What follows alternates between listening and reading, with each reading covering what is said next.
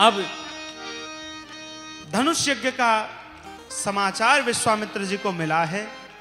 भगवान बक्सर से मिथिला की ओर बढ़ रहे हैं। मार्ग में गौतम आश्रम आया। भगवान ने देखा कि इतना सुंदर मुनियों का, ऋषियों का स्थान, आश्रम क्या है, जहां जाकर जीव का सारा श्रम समाप्त हो जाए, थकान समाप्त हो जाए, वही तो आश्रम है। भगवान ने देखा यहां एक विचित्र शांति। भगवान ने पूछा, गुरुदेव ये स्थान खाली क्यों पड़ा है, ये कुटिया खाली क्यों पड़ी है, यहां ऐसी शांति क्यों है? तब गुरुदेव ने कहा कि रघुवीर, हे राघव, ये गौतम जी का स्थान है। यहां पर उन्होंने अहल्या जी को श्राप दिया था। अहल्या ये पाषाण बनकर खड़ी है। राघव, अपने चरणों का स्पर्श करा दो, अहल्या की मुक्ति कर दो। भगवान ने सोचा कि अहल्या की मुक्ति न करूं, लेकिन फिर उनके मन में भाव आया, पूज्य गुरुदेव का भाव है कि अहल्या के नाम के पीछे भगवान श्री राम के भी माता जी का नाम जुड़ा हुआ है। वहां कौशल्या है, यहां अहल्या है। यदि अहल्या का उद्धार नहीं होता है तो कहीं न कहीं ये कलंक कौशल्या जी पर भी लगता है। इस नाते अहल्या जी का उद्धार करना है। गौतम नारी श्राप बस उपल देह धरि धीर, चरण कमल रज चाहती, कृपा करहूं रघुवीर। भगवान ने अपना चरण स्पर्श कराया और चरण स्पर्श होते ही वह पाषाण अपने आप समाप्त हुआ। सुंदर तेज पुंज स्त्री अहल्या जी के रूप में प्रकट हुई। भगवान को प्रणाम किया है, भगवान की स्तुति की है। आइए एक छंद गोस्वामी जी का लिखा हुआ हम सब गाते हैं। पर सत पद पावन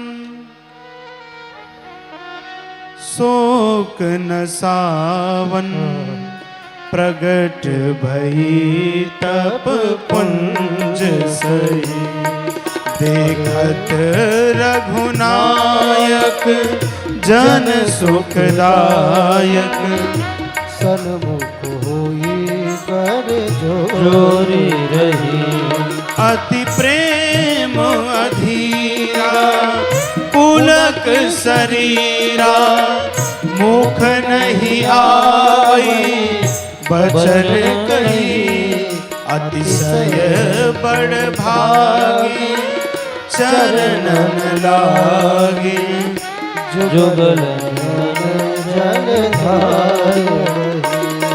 पर सत पद पावन शोक न सावन, प्रगट भई तब पुंज सही, हाँ प्रगट भई तब पुंज सही।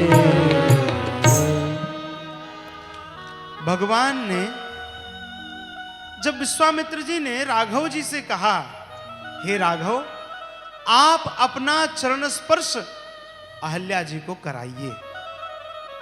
राम जी ने कहा, देखो गुरुदेव, मैं एक क्षत्रिय बालक हूं और ये एक ब्राह्मण पत्नी है। मर्यादा ये नहीं कहती है कि कोई क्षत्रिय बालक किसी ब्राह्मणी को चरण स्पर्श कराए। तब विश्वामित्र जी ने कहा, राघव, आप क्षत्रिय बालक तो हैं, लेकिन उसके साथ आप एक सद्गुरु भी हैं, आप गुरुदेव भी हैं। अत्रि जी महाराज कहते हैं ना, त्वमेकम अद्भुतम प्रभुम निरीहमेश्वरम विभुम, जगत गुरुम च शाश्वतम तुरीयमेव केवलम। हे राघव, आप जगत गुरु भी हैं और गुरुदेव तो अपनी चरण रज भक्त को देता ही है। बंदो गुरुपद पदुम परागा, सुरुचि सुबास सरस अनुरागा। हे राघव, अहल्या के जीवन में कुरुचि हो चुकी है। जब से गुरुदेव ने, गौतम जी ने श्राप दिया, जीवन से कुरुचि हो गई है। हे राघव, आप चरणों का स्पर्श कराइए।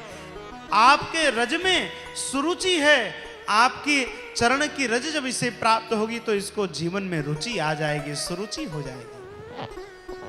हे राघव, इसने परपति से प्रेम किया है। पति वंचक परपति रति करही, रव रव कोटि कल्प सत परही। जो अपने पति को छोड़कर किसी और पति से प्रेम करता है उसको रौरव में जाना पड़ता है, उसको गौरव नहीं मिलता। लेकिन देखो आज अहल्या को रौरव न मिलकर के गौरव मिल गया है, राघव मिल गए हैं। हाँ?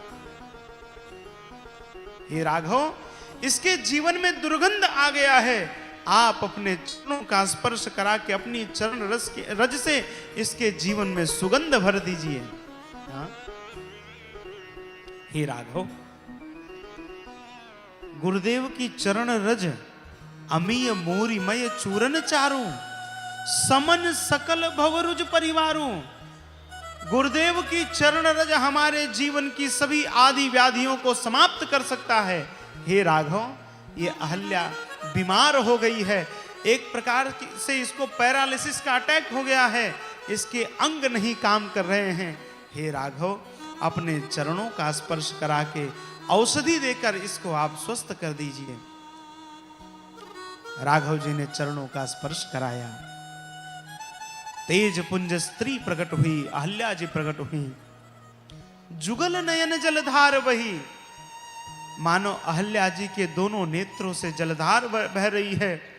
हे राघव, मैंने तो इतना बड़ा अपकर्म किया था, इतना बड़ा दुष्कर्म किया था, लेकिन देखो आज मिलना था रौरव और मिल गया गौरव। आपके चरण रज मुझे प्राप्त हुए। मुनि श्राप जो दीन्हा अति भल कीन्हा, परम अनुग्रह मैं माना। देख्यो भरी लोचन हरि भव मोचन, यही लाभ शंकर जाना। हे प्रभु देखो तो सही, शंकर जी ने आपकी इतनी तपस्या की लेकिन आपका चरण नहीं प्राप्त हुआ। मिला भी तो आपका चरणोदक मिला। उस चरणोदक को उन्होंने अपनी जटाओं में धारण किया और वही चरणोदक गंगा जी के रूप में इस धरा पर पधारी। लेकिन मेरा भाग्य देखो कि जो चरण शंकर जी को भी दुर्लभ थे वह चरण आपके मुझे प्राप्त हुए।